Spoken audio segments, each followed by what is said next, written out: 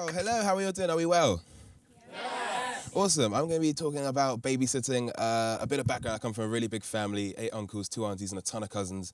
And so I'm always being asked to look after like the cousins and aunties and uncles are away, which I hate. Like if I absolutely had to choose, I'd say I prefer babysitting boys to babysitting girls.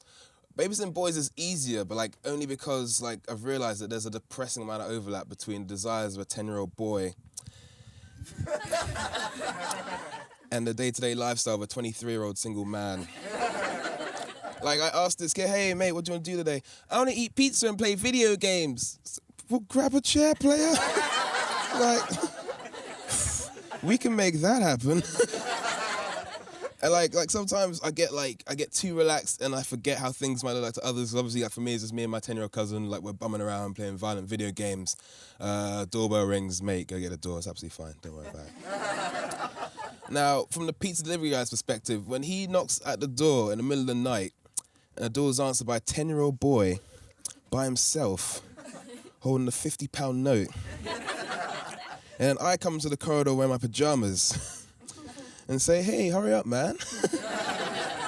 I can't finish the game by myself. You're gonna have to tip that pizza guy a little bit more to forget what he saw. Now, I think like babysitting, like the more I babysit, like I find babysitting is always like a constant like struggle between being a responsible adult and being a man at times. Like once I took my cousin to KFC for lunch and I was like, hey mate, what do you want for lunch? And he was like, I want a family bucket of chicken.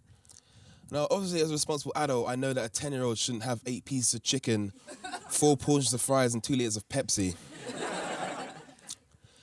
But as a man, I want to watch a 10-year-old eat a buttload of chicken, and I don't think I should be villainized for that. And I think one thing like I do like about babysitting is like it gives me like an excuse to like go to other people's houses. I like the quirks and like the mystery of being in other people's houses. Like one of my aunties, like in her kitchen, she's got a digital microwave. She's got a digital microwave, and because it's digital, it does its power in percentages, like 100%, 80%, 60%. And like I've been going to her house for like years, but I only found out a couple of weeks ago that the power in a microwave goes all the way down to 0%. And at 0%, all the microwave does is spin your food around for as long as you want. No questions asked.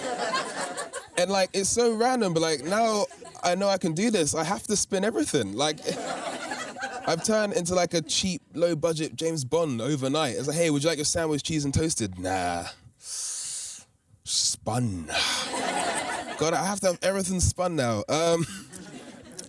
Like, cause I know, like, I hate babysitting girls, because babysitting girls always lands me in, like, the worst situations. Like, once I took my cousin shopping, and she needed a loo. So I took her to, like, the ladies' toilets in the shopping centre. She went in, I waited outside. Now, 15, 20 minutes passed, like, she was still in there. I was getting worried. So what I thought, what I'm going to do is I'm going to pop my head into women's toilets. I'll see her, I'll tell her hurry up, and I'll pop my head out again. 2 seconds, absolute max. Now, it wasn't until I went into women's toilets that I remember that women's toilets don't have urinals, do they? They've got cubicles. And so I thought I'd go in and she'd be out in the open somewhere. Instead, she's behind one of 5 doors in what's turned into a high-stakes game of Deal or No Deal.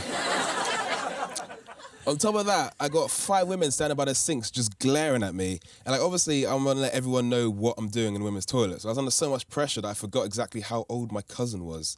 And so I ended up announcing to the whole women's toilets was, hi, yeah, I'm looking for a 9-year-old or a 10-year-old. A 9-year-old or a 10. As soon as I said, I realized it was so vague that it sounded like I was just looking for children in general. So, oh, hi, I'm looking for a 9-year-old or a 10-year-old. I will stretch to 11, but I gotta see her first. You know, that's not the vibe I had going in. Guys, it's been absolutely amazing. I've been Kwame Asante. Thank you very much. Cheers.